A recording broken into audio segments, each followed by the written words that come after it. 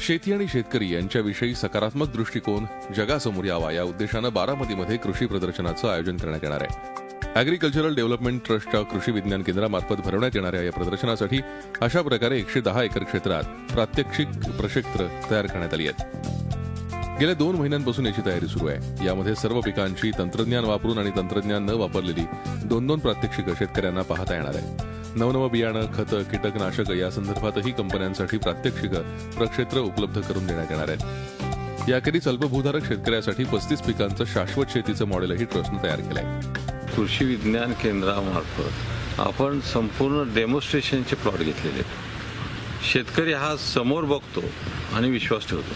म्हणून समजा त्याला एखादी वांग्याचा प्लॉट घ्यायचा असेल तर त्या कंपनीचं इथं बी असेल, सीड ते लावलेलं असेल, त्याला वांगी आलेले असतील आणि तो प्रत्यक्ष ते बघितलं जाईल.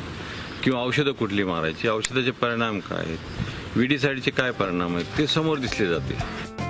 या कृषी प्रदर्शनात शेतीच्या प्रात्यक्षिकांखेरीज ठिबक सिंचन, रोपवाटिका, बियाणांच्या कंपन्या, नवीन तंत्रज्ञान, बाजारात आणू पाहणाऱ्या कंपन्यांचे 350 स्टॉल असतील.